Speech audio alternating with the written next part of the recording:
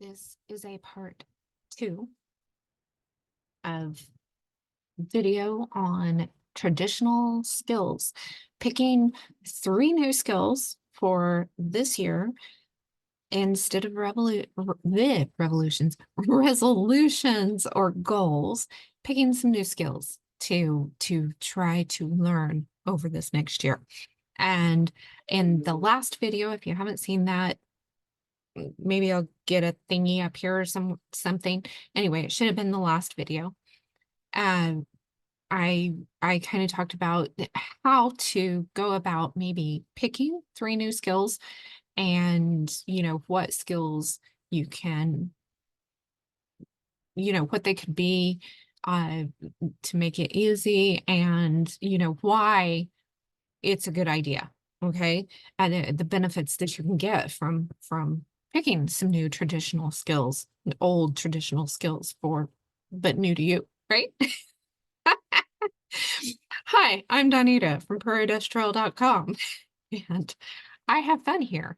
If you're expecting perfection in any possible way, then you need to scroll on, move on. Because you will not get that here. We're not here for perfection. We are just here to learn together. So if you are ready to learn a few things, I am going to take a part 2 on the traditional skills and going to share with you 3 resources that can help you in that area.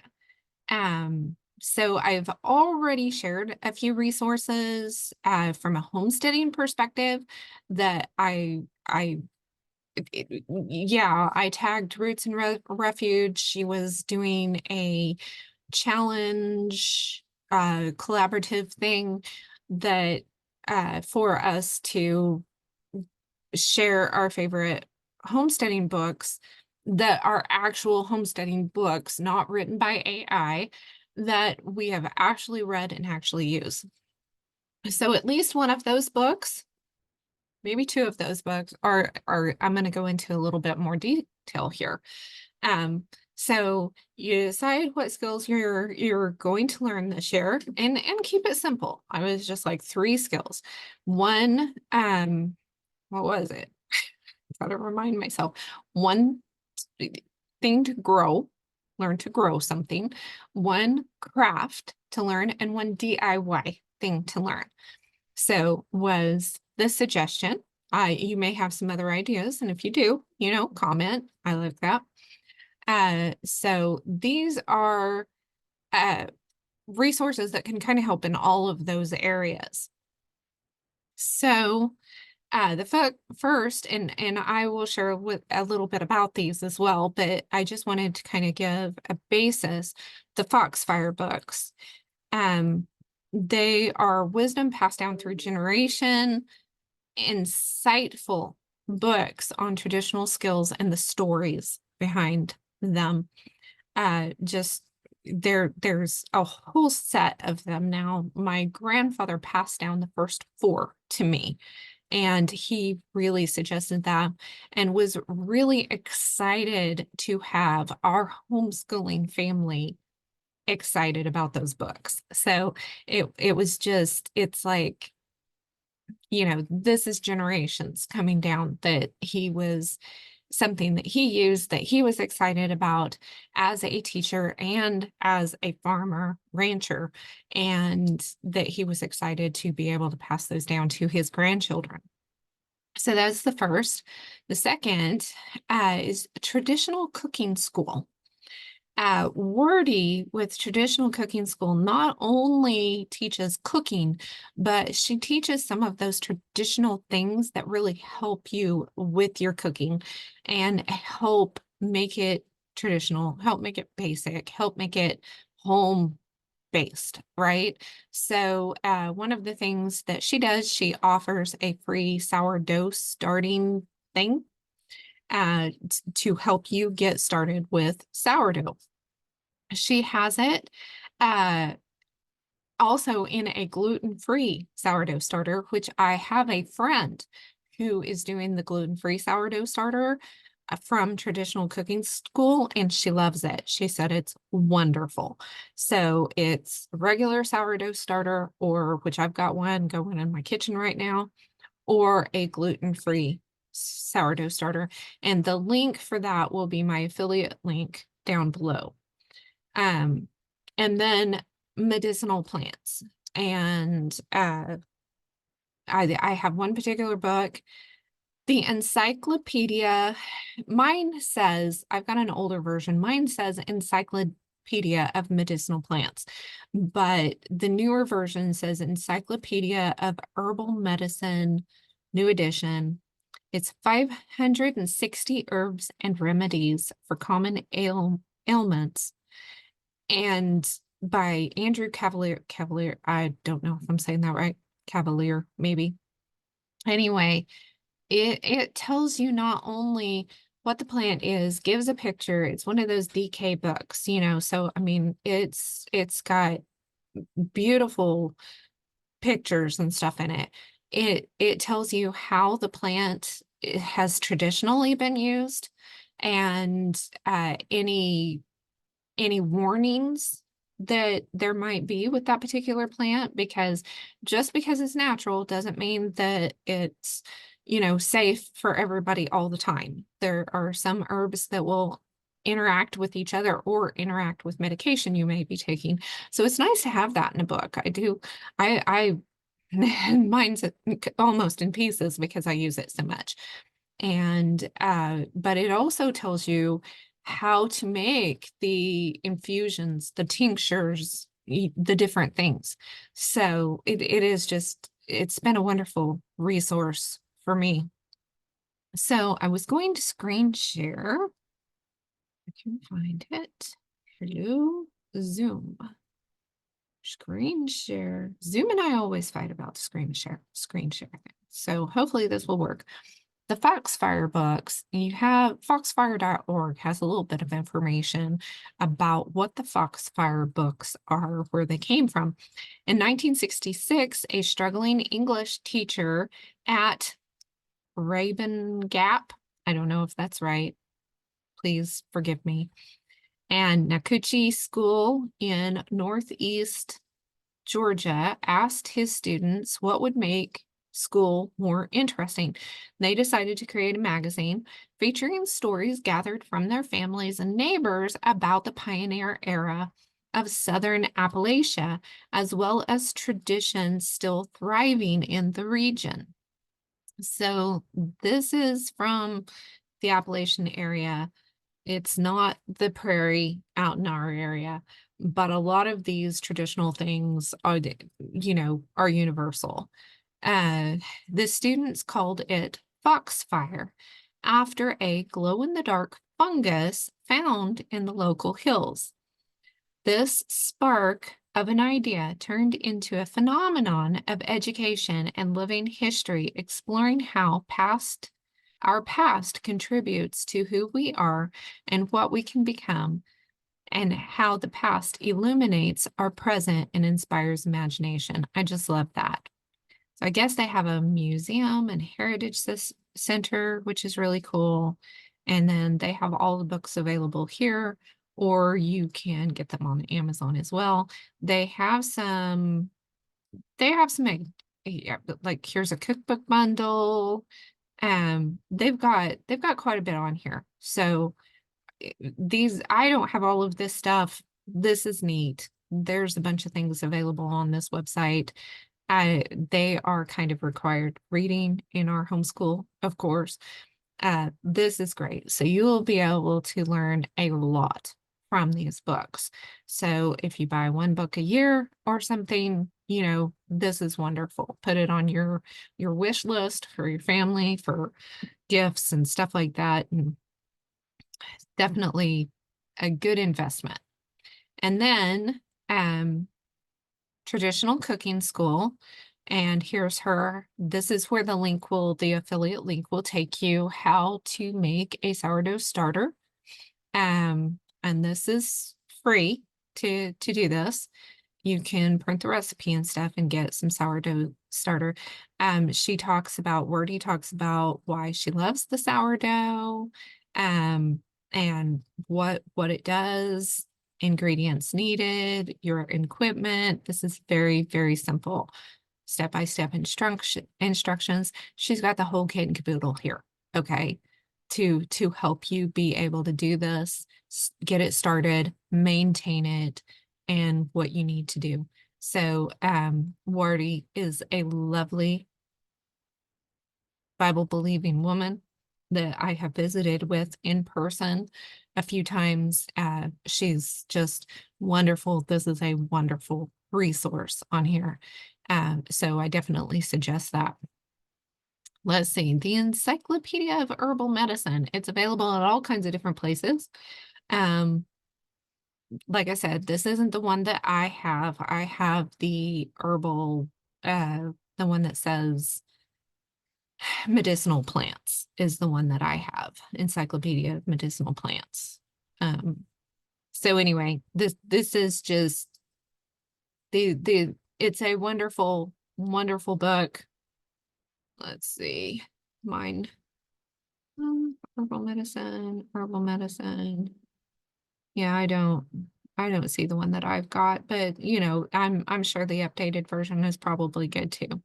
Anyway, it's yeah, I use it all the time. So like I said, it's DK, it's got all these beautiful, here's a good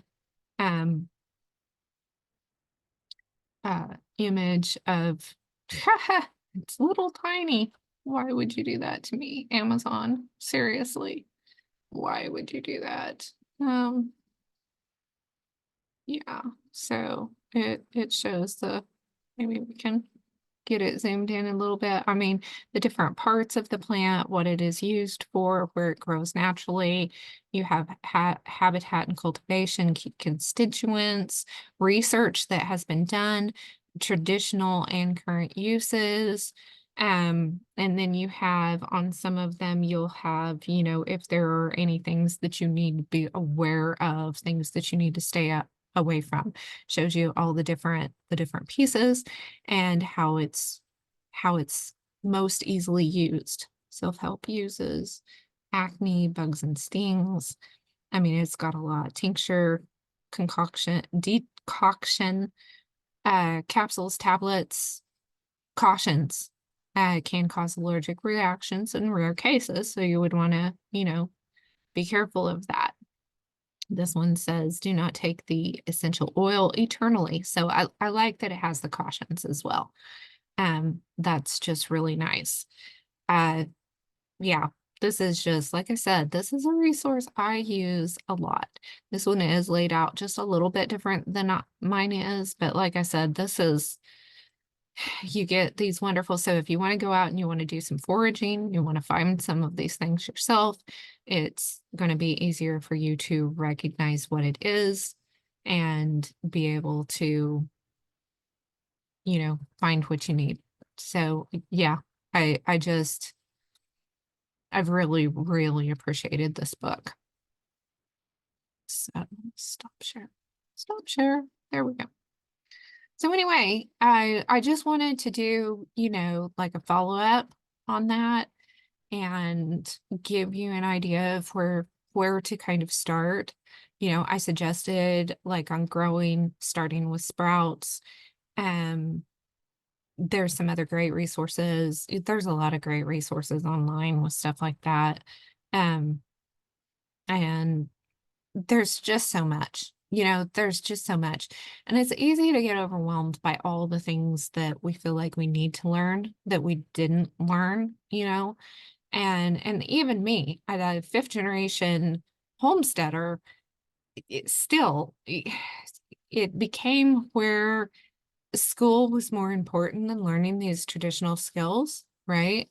And so there were a lot of things I wasn't taught that I really wish I would have had more time to spend with my grandfather and actually learn these things. He knew what all of the local herbs and plants and stuff were. He could just tell you this one's this and it's good for this, and this one's this and it's good for that, you know, usually as pertaining to the cattle grazing on it. But I know people out in the Appalachian area, they tend to think that everything that they have out there is easily accessible everywhere else. And I've tried to say, no, it's not. Even in eastern Oklahoma, they have like plantain and stinging nettle that is much more readily available to them. And whenever I say something about, oh, I wish we had some plantain out there, and they're like, well, it's everywhere. Well, come out here and show it to me. We do have it, but it's a different kind. It's a different variety. It is called something else. The natives and the old timers out here called things different names than what people back east did. So it's a different, yeah, we out here on the prairie, we have a completely different ecosystem than most of the rest of the United States. So it's nice to have some of these resources, and but you need to realize that you can only learn a few things at a time, and you will overwhelm yourself if you try to learn too much at a time. And if you look at all the things that, oh, I don't know this and I don't know that, don't get overwhelmed with it. Pick out, you know, a couple of resources, like 3 resources that you would like to start out with, just to peruse and do, and pick out 3 skills that you would like to learn this year. Because if you start sprouting, you start crocheting, and you start, learn one DIY thing, um, it will make a crazy amount of difference in your life. By the end of the year, you could have all of your holiday gifts made. You could be, adding sprouts to your meal every day and not have to buy them at the store. I mean, and for us, sprouts aren't even available here. We can't buy sprouts. I can't go to the store and to the grocery store and buy sprouts here. It's not available. So if I'm going to have sprouts, I have to grow them. So if you have that, I mean, that's nice, but you could save money by growing your own, right? So anyway, just kind of some ideas there to help you get your new year off to a good start, and hopefully keep it going in such a way that you are becoming more sustainable in your living and more not self-sufficient. We need to be God sufficient, right? But that you can, be living a little bit more thrifty, definitely in this time, and some of the things that we're dealing with as far as the cost of things and stuff like that. Hopefully it can help you budget a little bit better if you're learning how to do some of these things yourselves, and and you can learn how to make some of your own homemade gifts and things like that. It helps immensely. So anyway, if you would like more of this type of thing, let me know. We do have the magazine. The new magazine will be out if you're watching this whenever it first comes out. The magazine is quarterly, and so January 30th will be the first magazine of the year. And this year, 2024, the theme is making it work. So we're going to be talking about, reuse, repurpose, and changing your mindset a little bit around making things work and being more content with what we've got and thriving with less new junk. Anyway, we're having a lot of fun getting it put together. It's going to really start coming together here as people come out of the holiday season and start sending in their articles and stuff. I've already got one poem. I'm really excited about that. That'll be our first poem in the magazine. The photographer has been asking about the cover image, and she's starting to think about what she's going to submit for the cover. And so I'm all kinds of excited about it. I'm always excited about the magazine. If you didn't get last year's magazine, it's available on Amazon. You can either get the print version if you'd like paper, or it's free on Kindle Unlimited. I can't remember how much it is if you don't have that membership. I think it's $10. So, um, yeah, that's a really, really good deal. So if you would like to have last year's, and that's there, we had a lot of great information in it. So, and all from a biblical perspective. So there are some, homesteading magazines, homeschooling magazines, and stuff like that out there. But to have kind of everything together for your family from a biblical perspective, I don't know that there's anything like this. So, I'm I'm so glad that the Lord has allowed me to be able to publish this and put it together and given me a wonderful team and some great collaborators. If you write or you're a photographer and you would like to submit something, please do. I would love to have something from you all. I'd like to have stuff from all over. I have someone in Canada and someone down in Nicaragua. And I would just really like to have somebody from, people from all over the place. And I've got writers from the East Coast and the West Coast and all over the place. So I love the variety. So yeah, email me at Dawnita at prairietrail.com and put magazine in the title and the subject to let me know that you're interested in the guidelines to, for submitting an article or a poem or pictures or whatever you've got. I would love it. Absolutely love it. And anything from, parenting, homeschooling, homesteading, uh, all kinds of stuff in there, or just a Bible devotional would be great. So anyway, uh, yeah, I think that's all I've got. And love y'all. And we will see y'all later.